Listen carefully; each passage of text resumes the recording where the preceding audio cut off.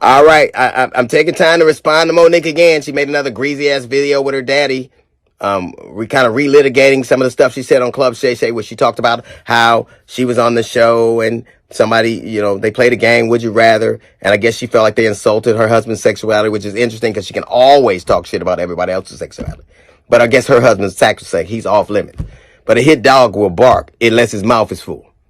But she talked about, well, she didn't actually call her lawyer. Who the fuck would be afraid of your lawyer? Your lawyer, you mean the lawyer that did your contract? That lawyer, the lawyer from the firm of Negro from Ghetto Got Him and Gone, that lawyer? Who the fuck afraid of him?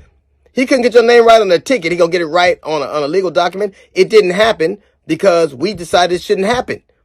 You didn't need to, because we respect people. We don't have to do things for clicks. They took it off because you asked me to, because I respected you at the time. You also talked about how I disrespect you on so many platforms.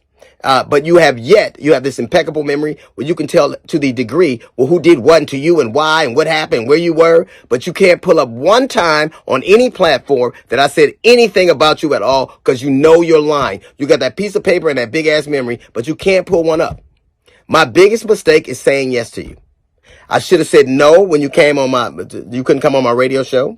I should have said no, that I wasn't playing those dates with you. As a matter of fact, almost anybody who says yes to you at some point is in this milieu with you. Almost anybody. So I would suggest anybody out there, you can say yes to drugs, but say no to Monique. You talked about how my children, families are uplifted. They weren't when you were running across Vegas. The stage in Detroit. They weren't when you talking shit on social media. When you got your ass whipped and your tickets dropped, then they became off limits. But let's do this. Let's decide that you will treat my children like you treat yours, like you don't know them, invisible, like you have no relationship with them, like you're estranged, you're unfamiliar, like you don't know them. You also intimated that I was a coward. You know what I'd never do? I would never let my woman take care of me. I would never let my woman get evicted from her apartment. I would never let my woman has to ask another man for money. I'd never do that. Can your old man say the same? He loves you. Of course, he got to say that. You claim him on your taxes. He's a dependent. He's sitting there with you right now. And everything. Because it ain't like he does anything else. But you never address the salient point. I said that if you spent as much time writing your Netflix special as you did arguing about getting it, it wouldn't have been trash. It was.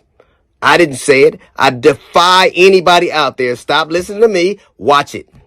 Read the reviews.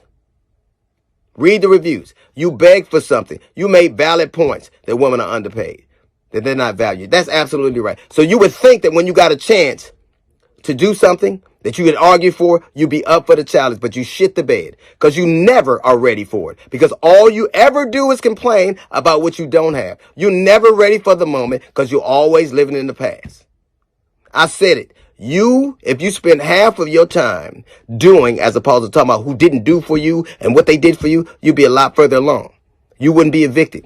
You wouldn't be working for your man. You wouldn't be asking other comics for money. So you got all the ingredients. Take that piece of paper that you're running down the list with, and that pen that you got, and that daddy sitting next to you, and do what you can't do what you never do. Write a fucking joke.